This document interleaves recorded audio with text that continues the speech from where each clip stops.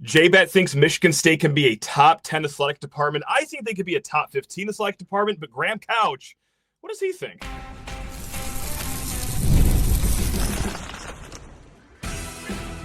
You are Locked On Spartans, your daily podcast on the Michigan State Spartans, part of the Locked On Podcast Network, your team every day.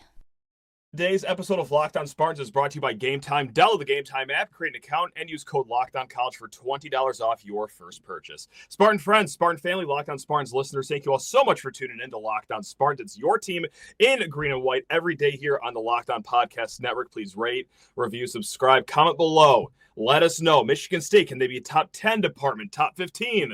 Just sneaking in the top 50, whatever it is, comment it below, guys. And also, hey, let's welcome the one, the only Graham Couch, not just a columnist at Lansing State Journal, not just a great co-host of the Couch in the Room podcast, but also a great friend of this show, here to talk Michigan State sports right here in the middle of June. What else would this man want to be doing right now? And Graham, I'm going to borrow material from a week ago, and I know that's a no-no in our little profession here, but at the introductory press conference, J Batt, the new athletic director, said, yes, Michigan State can be a top 10 department. And that could be coach speak, but Michigan State, top 15 in revenue. They have a championship history in some sports. I think they could be top 15. I'm not going to go all in top 10 yet, but Grant, what have you? Do I got my green tinted glasses on? J Batt, is he doing a little too much coach speak? Where can MSU really net out in this day and age? Yeah, I think that Michigan State can be a top 12 school in the SEC and Big Ten if you look at the 34 universities there and programs. And I don't know everyone exactly. Like, how do they measure up against Wisconsin or Iowa and all that? But there are a number of schools that, if they play it right, can sort of touch grass with that top tier. And a number of those schools, if they don't play it right, will be touching grass with the bottom tier, right? And so it's Michigan State's one of those. And so it takes having the right people and the right personnel. And that's why they made the move at the athletic director position and brought in J Batt, the hope that he can guide that to some degree and you can raise the funds. But it's going to take more than just, because the rev share is going to be there. Everybody's going to have it. It's the everything else that's really the question and what that looks like. And I think Michigan State will figure out how to have an athletic department that can pay $20.8 million a year to its athletes. You have to do that. You build your department around that. But it's what else? I think you've got to be nimble. You got to be forward thinking. You've got to be willing to live in gray areas, because the schools that are winning big will live in those gray areas. And right now you look at the House settlement, and it's like, well, it's what everything over $600 is an NIL deal has to go through a clearinghouse. Yep. That's not really how life's going to be. We know that, because Alabama and Ohio State and Georgia are not going to allow themselves, from a resource perspective, to only have the same resources as Purdue. Sure. So that it's just not going to work. And there are going to be a number of lawsuits, and things are going to continue to evolve. So you just got to be able to, be forward thinking and move on your feet. And, but I do think, MSU has advantages that some schools don't. And MSU is a place where you can play with the big boys, even if it's not automatic. So, like, everything outside the revenue share program, which you said, it's like 20.5 or 20.8 million, whatever it is. Many schools, if not most, will be able to go all in, just like Michigan State is. J Batt had a statement that said that they will fully implement this revenue sharing program.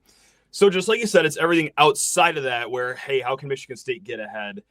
What do you think is most important, though, outside of just the straight, okay, schools can pay athletes now? Is it the NIL that's coming even outside of that to jump over that $20 million? Is it facilities? Is it just graduation and GPA, Graham? Like, what else outside of the rev share program that's taking all the headlines right now do you think Michigan State needs to capitalize on pretty soon? You can hear the thunder rolling. Maybe that's something from college athletics overall here. Let's go. But it's a really good question, because you do see statements from people saying now that they think, a college football program will cost upwards of $40 million, right? Yeah. And so, wait a second. I thought we were at 20.8. Where is that, and who is that coming from? Our collective is going to exist. You start getting private equity in here, and right. When the courts are going to get involved, and will Congress ever get involved, and will we get to a point where you have employees, athletes and employees, all that stuff still to be determined, right? It's still going to be this state of flux, which I don't think is going to be a lot of fun for fans because I think what fans really want is to get to a place where there's some stability. They know the system. They know how long players are going to be at their particular school, and we're just not going to have that yet. What I do like about the rev sharing is it does create a pretty high floor, and it does create some flexibility. Like if you really manage that money well, I mean, you think about Major League Baseball, there are teams that don't spend it anywhere near the top, and yet have really good rosters and win World Series. If you manage your payroll well, you can compete. So the question then, becomes what else is there, and how much is Michigan State able to tap into that? I don't know what it's going to look like. It'll be interesting to see if there is any real enforcement of the idea that over 600,000 has to be a legitimate NIL deal. Certainly not before it's collectively bargained. Once something's collectively bargained, if we ever get to that point, I mean, that's why a WNBA team last year got in trouble for a similar type of NIL deal, right? It's in the collective bargaining agreement. They can't pay salaries through NIL. And it's not a sustainable system. It's a ridiculous system. But right now it is the system. And because college sports are unique in the way that there in this country, the way there is a passion for them, that people are willing to spend and do absurd things with no return on investment, there are going to be lots of people pushing the envelope in order to compete and win, because it matters a great deal to people. But I don't know what it looks like. And I think that's the hard thing. And that's where somebody like J Batt and the people in Michigan State's athletic department, the people in the Big Ten, you've got to be thinking about ways to generate revenue that allow you to, from a financial standpoint, be more in play in recruiting and retaining athletes. And if I'm MSU, I would start to create some principles too. I would want to be a place that can retain its best players. I don't want to be known as that.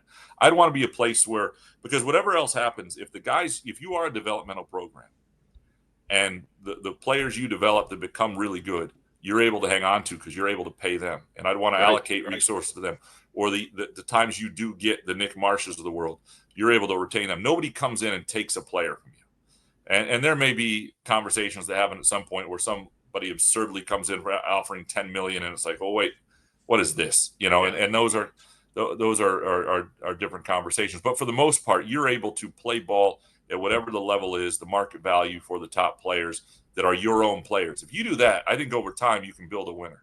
Now, the question is, if you start to win a little more, then there's a little more recruiting juice, right? It becomes easier to recruit. And so the whole thing sort of feeds itself. I think that's, but my first focus would be, what do you want to be? And making sure if you're going to be a developmental program, then the guys you don't develop for somebody else. You develop them for yourself. Just don't be the college version of the Mud Hens is, what I've said. It's just, and it's great that they brought Nick Marsh back, of course, but God, I'd be lying if I said, I haven't thought about what happens next offseason. And we've gotten some questions already in the email box, lockdownspartans@gmail.com, by the way. It's like, hey, odds Nick Marsh stays for 2026. Like, can we watch a snap in 2025 first before we get into all this? But that's just how it goes now. It echoes what you said. People just want stability and to know what's going on, actually no more than 5 names on a roster going into a season, amongst a few other details, but that's certainly, amongst the top of the list for a lot of fans here. There's nothing like the NBA playoffs, the intensity, the buzzer beaters, the fans losing their minds. It's the kind of atmosphere you must experience live. And this year's matchups are already delivering. If you want in, Gametime makes it fast and easy to get seats, even for the biggest playoff games. And guys, of course, this upcoming football season here at Michigan State. I've talked about Gametime a whole bunch on this show, whether it's on camera in front of a microphone, or I've had people come up to me when I'm not recording and say, hey, Gametime. Like, do you just say that just because they're a sponsor? No, guys, I love Gametime for a few reasons. I'll just name a few right now. One, no hula hoops, no shenanigans. Like, it is all up front, no surprise fees. It is 2 taps on your phone and the tickets are sent straight there. This is not one of the sites where you're tapping 17 times and then, oh my God, where did that $89 fee come from? No. It is transparent. Another reason to love them, you get a great view of your actual seats when you're on the app, and their last-minute ticket deals are second to none, guys. Take the guesswork out of buying tickets with Gametime. Download the Gametime app, create an account, and use code LOCKDOWNCollege for $20 off your first purchase. Terms apply. Again, create an account and redeem code LOCKDOWNCollege for $20 off. Download the Gametime app today. It's last-minute tickets, lowest prices guaranteed. Graham, we do this with coaching hires. We say whether they're home runs, whether they're failures, whether they're total duds of hires immediately. But in life, you got to let things actually do something called play out. You got to be patient. However, I'm not going to do it here with the athletics director because I feel like this is a really good hire for Michigan State, a home run hire. Whereas, like, yes, we don't know how football is going to go or basketball is going to go, but we know, A, his fundraising has been great at Georgia Tech, and B, whenever he's in front of a microphone, which isn't all that much, but whenever he is, he seems to really embrace this new age of college athletics, whereas there's some athletic directors, it's almost like a burden, almost like a nuisance. Just your thoughts. Do you think that this is as good of a hire as Michigan State could have gotten, or are you going to tell me to just grow up and be patient for once in my life? What are you going to do here, Graham? I could take it. I mean, from the outside, it looks like it. It looks like it's somebody they identified that Kevin Guskowitz thought he was in a short list pretty quickly, and thought had all the skills, not just he has a little bit of relationship with Guskowitz, but also that he's somebody who his pedigree and his upbringing in the college athletics is through fundraising. He's obviously done it well, and that's, and then he's also run an athletic department, so he understands all the other components that are there. So I think fundraiser first was the most important thing. But if you could get somebody who is a fundraiser first and then understands the other components, whether that'll be a strength or not, I don't know. I think one of the advantages he'll find is that Alan Haller did do some things that'll set him up to have an easier runway. Now it's not like like for example, the football money and all that is a real issue, right? And the revenue is going to be something that's got to be addressed. But coaching hires, he doesn't have to worry about a women's volleyball coach right away, a women's basketball coach. Sure. There's a lot of the hockey situation is such a better situation than it was not that long ago. And so all of that is to say that you can focus on what really needs to be focused right now, which is revenue and football and but I also think there are probably a lot of nervous people over there, and he's got to figure out what MSU athletics. Hang on, I've got my neighbor's cat, which likes to come in our house. It's now up on the table here because it's bring him in. I'm sure they got some thoughts. That's okay. All right, Spot, you want to come in? Wow, revenue sharing is the cat's pajamas to this cat. I like this. Let's see if we can reach Spot here. I'm so allergic to cats, I might be sneezing when I see that thing on the camera. This is going to be let's see if it a good test to see how these allergy shots are going so far. Yeah, it's not. That's very confused. It's going to knock over a lot of things here, but we're sorry about that. It's good. We need some spice in this mid-June episode. That's okay. That is a-okay. It's not even our cat. That's what's most. That's like great. The computer peeking over it now. It's not even our cat. It's a neighbor's cat that likes to come in the house, and we let it because it's a fun cat. But it's unbelievable now. It's it's just. Well, let's keep going. Is the couch kennel always open? Like, can I just let loose any animal at any given hour of the day at the house? Not really. Oh, there you see the tail. Oh my God, Jesus! Wow. Woo! Ooh, have you jumped there for a little bit? Yeah. Man, wow. You never know what's going to happen on Locked On Spartans, guys. This is great. Fantastic. Yeah. Grant Couch always bringing the juice, whether it's his thoughts, opinions, or his neighbor's cat. Yes, we've got it all here. This is great. Graham, this is, I started to toe the line of being a little bit too irrational of a fan versus I also want to be somewhat of an adult about this. And this is at the press conference. He said, and by he, I mean J Batt, of course. He said that, I'm paraphrasing here. It's great to be winning in athletics, this and that. But it all starts with football is what I hung on to.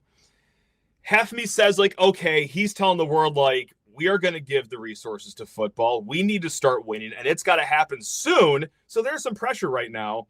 Or is he just speaking the other half of what I thought? He was just being very matter of fact and just giving an explanation of what makes an athletic department successful. Which one? Do you think there's any sauce to that at all, or is it just a boring statement he made? No, it's fine. I mean, but it was nothing that Alan Haller didn't know had to be done.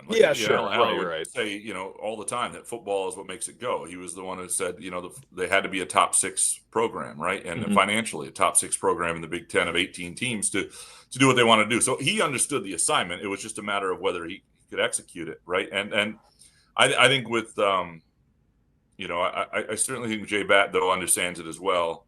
And I think Guskowitz thinks has a better chance to execute it. And And so it's a good. I mean, if he had said anything other than football drives this, and you have to get football right to do anything, that would have been concerning. Like that would have been a red flag. But he did come across impressive. He does come across as somebody, when you talk to people about him, who is a fundraising, star in that sense, and really gets it. And he did an interview with Alex Rodriguez on a podcast not that long ago, and he talks about the key being the first time you really ask somebody for money. That's not the first time they really know you. That those relationships. But who doesn't know that? It's the ability to be comfortable in a world with those people, and to reach out to donors and make people feel like they want to give their money to you, to your university. And people want to.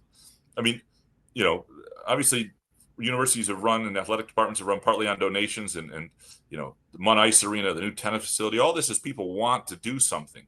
Mm-hmm. And so you got to make them feel loved. And the NIL space is a little different. And so what'll get interesting with that is, like, what does that look like moving forward? Because right now, like, there is almost nothing, like an NIL comes with so little return. Like, I just don't understand even what the sales pitch is. And it must be so hard. You're trying to convince people to waste their money. Right.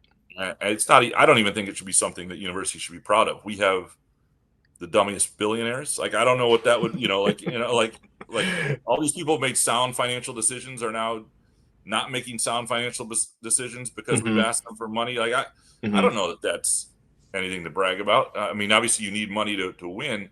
But so, yeah, they need to, I don't even know what the system's going to look like, but football. Yeah, he's right. Football is everything.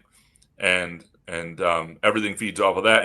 And men's basketball, frankly, needs to remember that. I think a lot of times we get caught up in the national media, like men's basketball is this big thing. Revenue sharing would not exist if it was not for football. Men's basketball has zero to do with the revenue sharing. It does not bring in enough money to really be part of this conversation. The problem is at some schools, and Michigan State included, people care about it enough that the finances reach some extreme levels. I remember, like, I'm going back a decade now at this point, but, like, I took a class at Michigan State. It was like sports economics or something like that. And they did bring up, it's very little. You could count on one hand the amount of schools where, like, basketball brings in anywhere close to what the football program does. And, like, I think it was like Duke. I don't even think Kansas is on that list, but you get the point. Like, football dominates. No matter how good of a basketball program you are, no matter how great your last season was, like, it is all driven by football here. So while keeping on the topic of football, while keeping on the topic of fundraising, let's also tie in irritating this fan base, Graham. You ready for this? Because why not? What better time to stir the pot than mid-June right now? Because, hey, these are two things that J Batt did down at Georgia Tech. And I'm not saying it's bad, but it is a matter of fact that this drives money. Renaming the field, which they tied in a Hyundai deal with the naming of their stadium down there. And I've also heard that I say the word Hyundai wrong, but I'm not going to change it. That's neither here nor there. Isn't it just Hyundai? Hyundai, sure. Why not? Yeah, that's less stank on it. That's less syllables. So, we'll just go with that one. And the other thing he did, he moved the Georgia Tech game from at Georgia Tech to Mercedes-Benz Stadium. So, Graham, what would irritate this fan base more, do you think? Renaming Spartan Stadium, or permanently moving the last game of the season to Ford Field, but knowing that, let's say, like MSU gets like $5 million per year every time they do that. Just like Georgia Tech got $10 million for the Georgia game, but we'll lower the amount just for this one. Renaming Spartan Stadium, or neutral field game permanent at the end of the year. Well, the thing is, I mean, having the Georgia game moved, like if it was Michigan State moved, that would be a problem. That would be it. Like people wouldn't stand for that whenever that game was. Yeah. If it's the end of the year game and it's never going to be the Michigan game, obviously, and it permanently was at Ford Field when it was a home game, and they could show, because there's a lot that goes into that. It's not just people lose the opportunity for tailgates and whatnot. And I've talked before about how nobody showed up, or not a lot of people showed up for the end of, the game against Rutgers last year. And if they wanted to make a statement that they wanted that game, they should have. The team wasn't playing that well. It was cold. It was miserable. Wasn't a ton at stake already. But there are, like, if you talk to people in the business community around East Lansing, it hurts when they don't have that game in East Lansing. So there is a cost to that. So you would need to show that it financially made sense for the university, for the football program, for the community at large to do that. But I don't think people would be as opposed. I don't think people had a miserable time other than the score the last time it was there at Ford Field, and I don't think they will this year. It's a nice setting. It's a cold game end of the year. Spartan Stadium renaming it, I think there'd be a lot of angst early on, but I don't think a lot of stadiums get renamed. A lot of places don't exist as they did before. Tiger Stadium is gone, and it's Comerica Park, and I haven't heard anybody like pine for that in years. And you could still call it what you want, or you could be this, Spartan Stadium presented by this, or what you could. There are ways around it. So I don't even know that would be. If again, you need to bring in revenue that makes a difference, though. People need to see the value in it, and you have to be good at explaining that value. But thinking out of the box, Alan Haller tried to do it with the Caesars Sportsbook deal, and maybe that wasn't done. Maybe that was ahead of its time, or wasn't the right place for a Caesars deal, and all that. You can criticize it, but that was an attempt to bring in revenue in an outside of the box fashion. And I don't think you should. I don't think anybody should poo-poo any idea if there's going to be extra revenue. It would have to be more than $5 million, because that's the gate anyway. But if you had a deal at Ford Field where people loved it and it was creating extra money and the networks loved it and it became a bit of a tradition, I think people could deal with it for the most part. How many more years until that would be considered a tradition and people would stop? I think it'd be like 3 more years straight of doing this. And they'd all have to be against like not marquee opponents. Like, I don't know if you could do it against Penn State every single year, but let's say it is like the Maryland, Rutgers, pull Northwestern into one of these games. No disrespect to those programs, but like if they do this like 3 more years, I think the fan base will finally come around to it, perhaps, especially if you're getting financial kickback. I might call J Batt for this idea. Yeah, people need to have some wins there and need some good experiences. People leave there, boy, that was fun, and they won, and that was a big game, and now they go to a bowl game. It's a good question in terms of, the other thing is the program gets good and you're playing meaningful games there. That's where because look, if they're playing for a playoff spot, Spartan Stadium will be full regardless of, and so then what are you giving up for the atmosphere at Ford Field? Is that better? I mean, I know the players love it, coaches love it, but so there are some things to consider with that. It's great when the program is sort of where it is right now, but meaningful games given up at Spartan Stadium, I think would be another hurdle that they'd have to think about and something to consider. That's why I didn't even jot down like the Michigan State game on this hypothetical here. But let's just. Could you imagine that? Can you imagine how full your inbox would be within the half hour if they announce that it is moving to Ford Field? But hey, Michigan State's getting $10 million. How much money would Michigan State have to get in this kickback for fans to realize it? I think it'd have to be like $100 million for fans to say, "Oh, okay, I get the move this time." It would have to be for Michigan. A nonsensical amount of money, I think, would have to be on the table for the fans. You'd have to show that you could directly buy an offensive line that could dominate. Yeah, and people would be okay with it. Yeah. If you can dominate Michigan on the field because you're playing the game at Ford Field, then I think people could live with it. The cat is exiting the picture. I got tired of being behind the camera. The cat got fired up about this question. Yeah. This is too much Locked On Spartans for Spot. Oh, I'm sorry, Spot. I got one more question to ask your part-time parent over there, Graham. This is gonna. What's the word? I should be better with my words here, Graham. Maybe a crass question. It's not. This might not come off well. But there's other programs other than football, basketball, hockey's great. But 'tis the season. I'm watching the College World Series, right, Graham? And that's baseball, as many people know. What's the end game with baseball here at Michigan State? Because even like if you're great in your region, this team's never going to make a run to a super regional or a College World Series, right? I know Michigan did it a few years ago. They were treated as if it was a Boys and Girls Club making a run. Like, that's how much of an anomaly it is to make a run to the College World Series in this region. I guess what I'm trying to say is, like, are there any programs that you think could be on the cutting board soon? And could baseball be one of them? Because so much mediocrity. And what's the end game with a program like that in this day and age? 10 years ago, I would not be having this conversation, but now where every dollar counts, like. Well, that's where it gets interesting. Right. In some ways, nothing makes you less popular as an athletic director to cut sports, right? That one of the things Haller came out maybe to his detriment and said, we're not going to do this. And yeah, right. So it's not going to make you popular in certain circles. There will be people who like whatever sport if you do make a cut. There are sports like under Mark Hollis, they had sports they did not compete in, but they did not resource them to compete in, so they just dealt with them. And, and sometimes people get mad, and why is that coach still around? Well, they're not given the resources. There are lots of men's sports at Michigan State that have to recruit most of their roster in state. Baseball has those challenges. Sure. men's soccer. People wonder why men's soccer is not as good as the women's soccer program, and the women's soccer program's done amazing things, but they are recruiting an in-state roster. The fact that they made a College Cup Final Four years ago is pretty remarkable. They're playing a different game, and so that's a financial, Title IX reason for that. And so, when you look at sports that don't make a lot of sense in the North, that cost a little bit of money, I mean, certainly baseball and softball is it. Like, if the seasons are going to be what they are, and you're going to play your final softball game before May at home, and you're in a floodplain, and it's cold and miserable all the time during the season, well, what are we doing? What is the point? And that would be, one place to look. I mean, the wrestling program hasn't been that competitive in a long time. Yikes. Yeah. But you also have to look at what do things cost. Like, why would you ever get rid of a cross-country team? Because it's just not very expensive, right? And so, like, what do things cost? What do you need? Do you want to provide these opportunities for, Michigan-based athletes who want to be able to compete in their home state at the college level? There's an argument that there's good in that. And if you can afford to do it, you should do it. I've always liked the broad-based opportunities that the Big Ten and more Big Ten schools have provided in the SEC. Now, the SEC has benefited from football.